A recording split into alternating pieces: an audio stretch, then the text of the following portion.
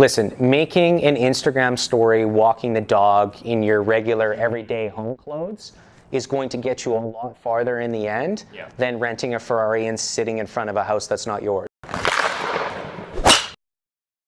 doesn't matter if you're selling B2C, B2B. A lot of what you're going to do when you're looking at what's out online and you're trying to hit it from the modern way and provide a lot of value, you're going to be going against the river. You're going to be going against the stream, against the current. So with Amazon, for example, Amazon had this wondrous idea that we now embrace, but in the beginning, a lot of people didn't buy into it at all.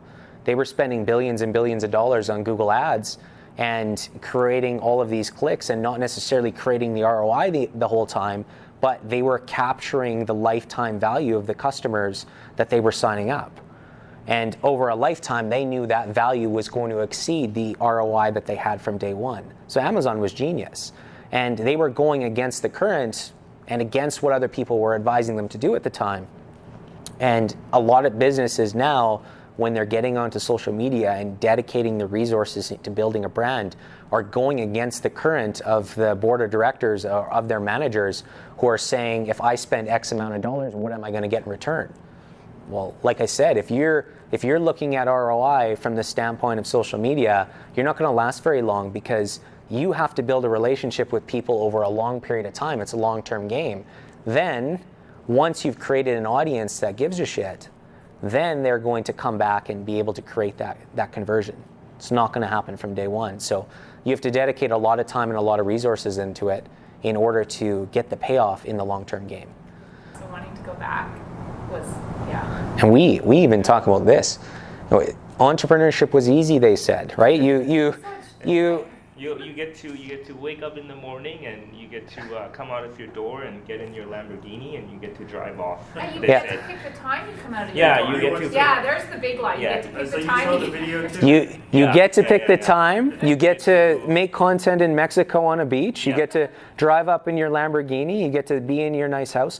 At the end of the day. What did you do last night when you were leaving the office? Took the garbage out. Right? Like, so at the end of the day, you took the garbage out of the office. Like, entrepreneurship was easy, they said. That is complete garbage. So realistically, and one of the reasons me and Jared were talking, we wanted to do an event like this and provide that value because we noticed there was a big gap right now in how authentic people are online because there's so much noise and because there's so much content being produced. Everybody's trying to keep up with the Joneses, right? Everybody wants to do what the next person is doing and they forget the authentic part in it and they start, after 2 months of doing it and not getting any traction, then they go and rent out a Lamborghini and they go stand in front of someone else's house and they make a video to get their point across and then they get engagement on it and off they go for that route. So we noticed that gap and we realized that we believe that being authentic is what wins you in the long term and what provides the most value at the end of the day to your audience because then you're showing them you're documenting what you're going through rather than coming up and just making content that makes no sense and it's just like everyone else's. So I think listen, making an Instagram story walking the dog in your regular everyday home clothes is going to get you a lot farther in the end than renting a Ferrari and sitting in front of a house that's not yours because people are going to see through that bullshit. People are going to see through the fakeness that you're presenting out there in the long run. You can't hide from that now and people are not, sure they might engage with it from day one, you're going to lose in the end. Yeah, for sure. So you don't want just a long-term one. You don't want to wait 5 years for something to happen. You want to have like a monthly goal. For example, okay, so I sold a house this month. I'm going to give myself a reward.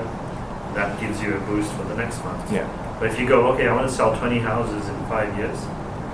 You're waiting 5 years. Anything could happen in those 5, and then you just get disillusioned. So you just can't get discouraged if first year of your content creation or your home selling is not going the way you want. Right? You just keep providing value, and you get to the point where then essentially you start building your authentic audience. So. And keep creating and correcting. Like what Yusuf just said with discouraged. We're not going to be discouraged that 4 people showed up today. right? Like one less. So we're gonna. Oh, so three people showed up today. Yeah. We're not going to get discouraged. We're going to create and correct, and we're going to learn how to adjust for those other 15 events that we're going to have, right? And that's the trick to it, and which is Facebook and Instagram ads.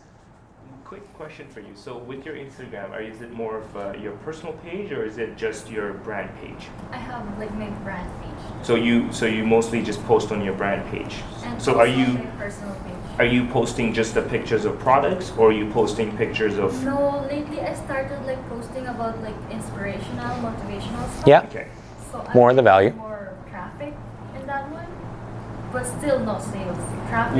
Well, you have to consider, right? If you're posting motivational stuff and you're getting that traffic, people are coming to your page for the value you're providing in motivation and inspiration.